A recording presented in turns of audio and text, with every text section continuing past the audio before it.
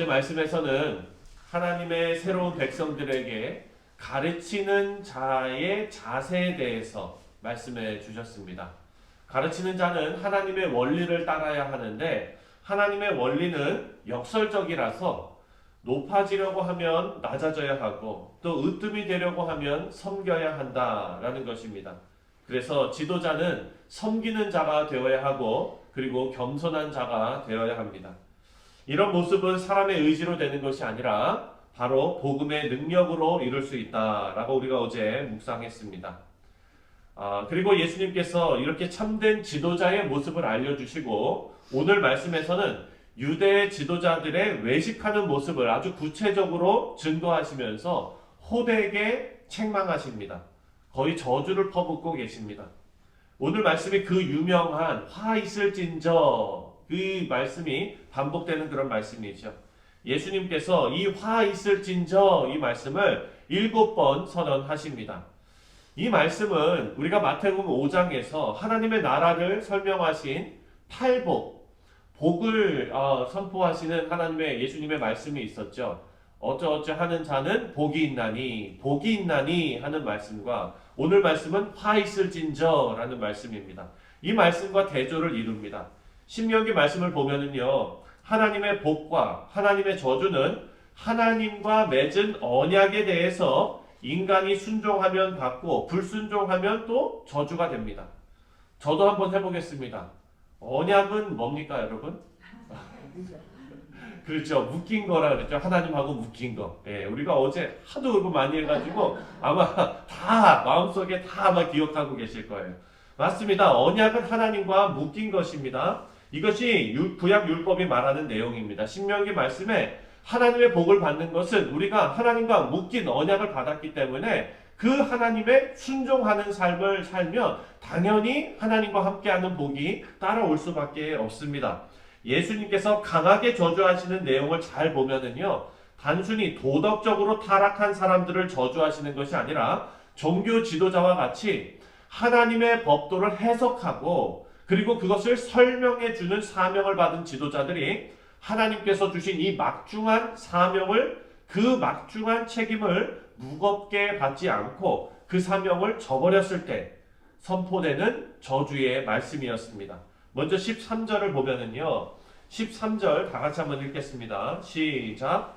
화 있을진저 외식하는 서기관들과 바리새인들이여, 너희는 천국 문을 사람들 앞에 닫고 너희도 들어가지 않고 들어가려 하는 자도 들어가지 못하게 하는도다. 외식하는 종교 지도자들의 문제는 아주 심각한 문제였다라는 것을 알 수 있습니다. 왜냐하면 하나님의 법도를 가르치는 이유가 뭡니까? 천국에 들어갈 수 있도록, 하나님을 믿을 수 있도록, 섬길 수 있도록 돕는 역할을 해야 되는데 이 외식하는 근성을 가지고 있으면 그 지도자만 문제가 되는 게 아니라 그 지도자의 가르침을 받은 많은 사람들도 파멸의 길로 인도하게 되기 때문입니다.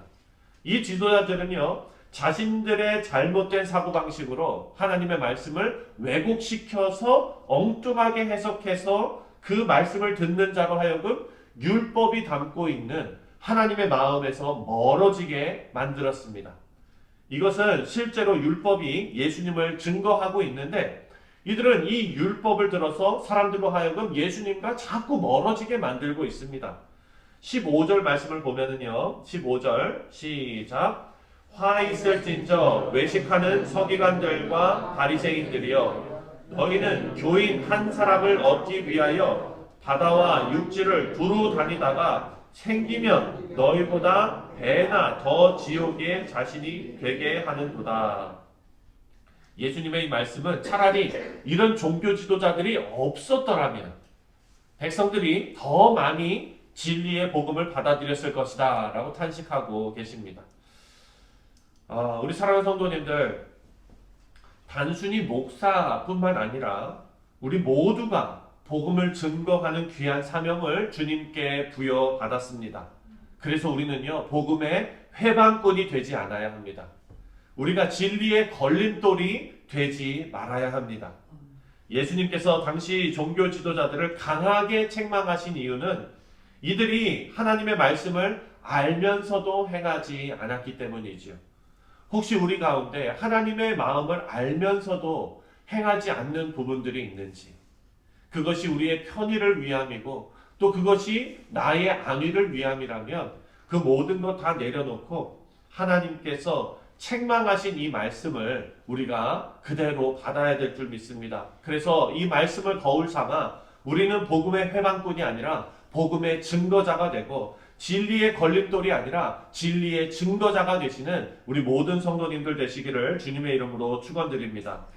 이 말씀이 우리에게 무겁게 다가오는 것은 우리 모두가 하나님의 말씀을 알고 있기 때문입니다. 그것은 성령의 감동으로 우리가 하나님의 말씀을 깨달아 알게 되었습니다. 이제 믿는 자들에게 하나님께서 원하시는 것은, 바라시는 것은 바로 행하는 일입니다.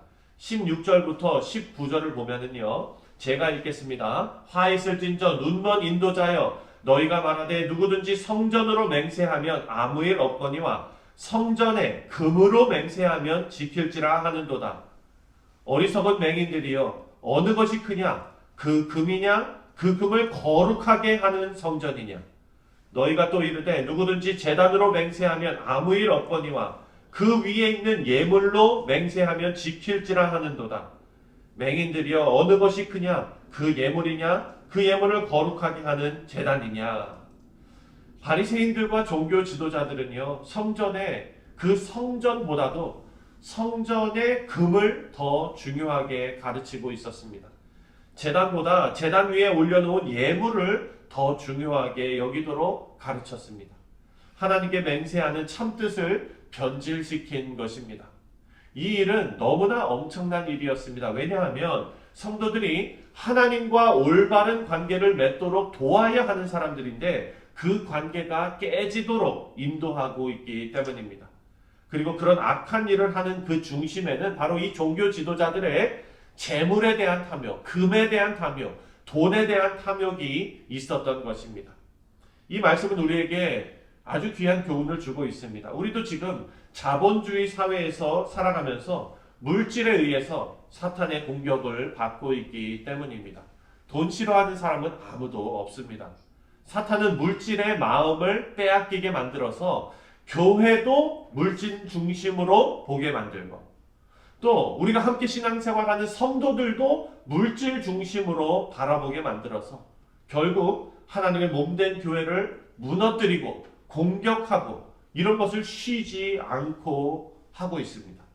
우리 성도들은 이렇게 무너진 가치관 속에서 살아가고 있는 많은 사람들 가운데 우리가 말씀으로 온전히 서서 가장 먼저 우리의 가정이 바로 서고 우리 교회가 바로 서서 이 백성이 진정으로 중요하게 여기는 것이 무엇인지, 그것이 물질이 아니라는 것을 우리는 삶으로 증거해야겠습니다. 사랑하는 성도님들, 하나님께서 여러분의 삶 가운데, 인생 가운데 여러분의 필요한 모든 것, 하나님의 영광이 드러나는 그 모든 것 가운데 물질의 축복도 여러분 가운데 함께 있기를 주님의 이름으로 축원드립니다. 다만 여러분, 우리는 물질의 노예가 되어서는 안 된다는 말씀입니다. 예수님께서 성전의 그 가치와 그 성전 가운데서 하나님께 올려드리는 그 영광은 다 내팽개치고 성전 가운데 금과 예물 가운데 그 모든 것을, 마음을 빼앗겨버린 이 종교 지도자들을 강하게 질책하셨다는 것을 우리는 꼭 기억해야 될 줄 믿습니다. 금과 예물보다 그것들을 거룩하게 하는 제단과 성전이 더 중요하다는 것을 우리는 삶으로 증거해야겠습니다. 이것이 20절부터 22절의 내용입니다.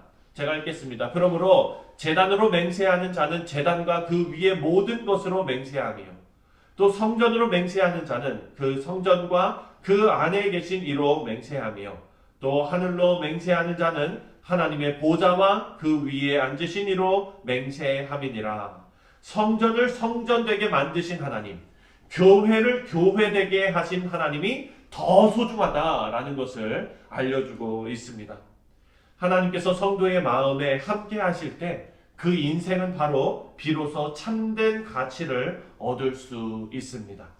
마지막으로 27절을 우리 같이 함께 읽겠습니다. 27절입니다. 시작. 쓸진저 외식하는 서기관들과 바리새인들이여, 회칠한 무덤 같으니 겉으로는 아름답게 보이나 그 안에는 죽은 사람의 뼈와 모든 더러운 것이 가득하도다. 서기관들과 바리새인들을 회칠한 무덤이라 라고 비유하여 말씀하셨습니다. 겉은 아름답게 보이지만 그 안은 썩어 있다. 우리가 출애굽기를 묵상하면서 여러분 성막의 구조를 살펴보았습니다. 하나님의 임재를 상징하는 성막은요, 겉은 초라합니다. 그냥 해달의 가죽 뭐 이런 거 덮어 놓은 거예요. 어찌 보면 볼품이 없습니다. 하지만 그 성막이 아름답고 그 성막이 소중한 것은 뭡니까? 그 안에 누가 임재하고 계십니까? 하나님께서 임재하고 계십니다. 성막 안으로 들어가면은요, 황금과 유향에서 나오는 빛과 향기가 있습니다. 주님을 모시고 사는 성도의 모습이 바로 그런 모습입니다. 우리의 육신은 아무리 치장해도 한계가 있을 수밖에 없습니다. 다만 우리 안에 계시는 성령 하나님으로 인해서 우리는 회칠한 무덤이 아니라 하나님의 임재가 가득한 성전이 될 줄 믿습니다. 우리는 어떤 사람들입니까? 그냥 우리의 몸은, 성경이 말하죠. 우리의 몸은 성전이다, 성소다. 그렇게 얘기하는 이유가 있습니다. 왜냐하면 우리 안에 누구를 모시고 있습니까? 바로 성령 하나님을 우리 안에 모시고 있기 때문입니다. 바라고 기도하기는 예수님으로부터 저주와 책망을 받은 종교 지도자들을 거울 삼아서 우리는 외식하는 자가 아니라 참된 빛을 우리 안에 모시고, 그리고 살아가는 성도님들이 다 되셔서 세상에 복음의 빛을 비추는 그런 귀한 사명을 우리 모두가 잘 감당하게 되시기를 주님의 이름으로 축원드립니다. 기도하겠습니다.